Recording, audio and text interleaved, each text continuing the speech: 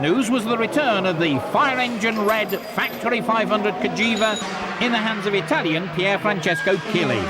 The Cagiva team pulled out of racing at the end of the 1994 season, but with the enthusiasm of the Castiglione brothers, there was always a good chance that they would return to Grandprix racing and the class they love so much, the 500s. Other names had been linked with this one-off outing at Mugello, including those of Eddie Lawson and John Kosinski.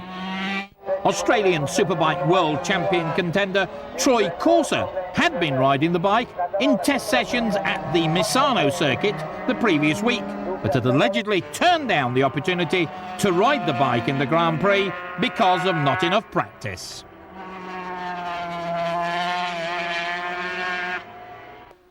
The biggest sensation of practice, though, was Pier Francesco Chili on the Factory Cagiva, who finished on the front row of the grid, third fastest.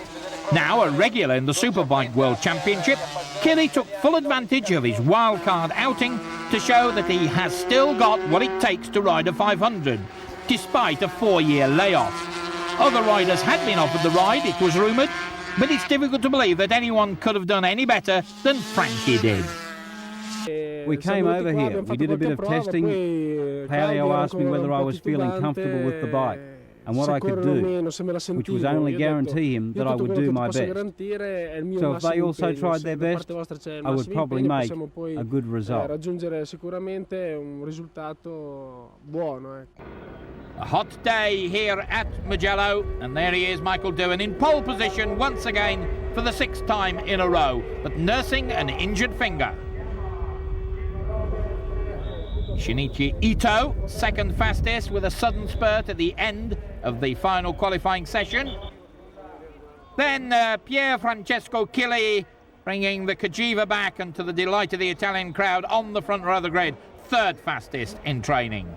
There's Barot, and a little bit further back, there is Pier Francesco Chili on the Cagiva on the front row of the grid, but not in the top 10 at the moment, I don't think. She's got a taste of the podium, I'm sure. Dal Beatty hanging on to Doohan. There's the battle further back for Ian Barros. Then it's Arbe. 13 is Loris Reggiani. And 71 is Pier Francesco Chili. Well, the Italians will like that.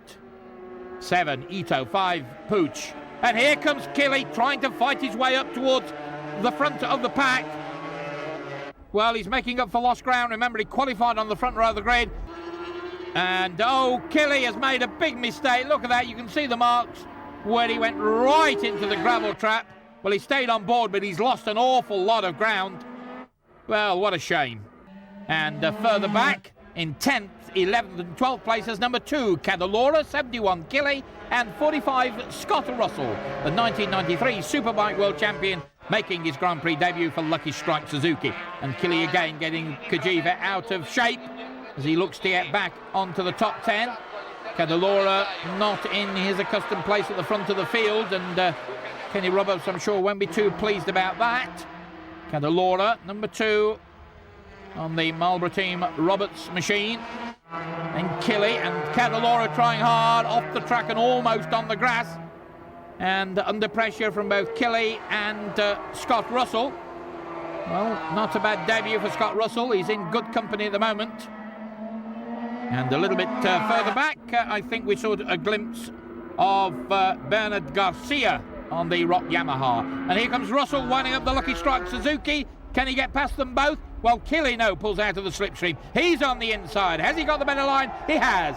And Pier Francesco Chili on the Cagiva goes ahead of an out-of-form Luca Cadalora.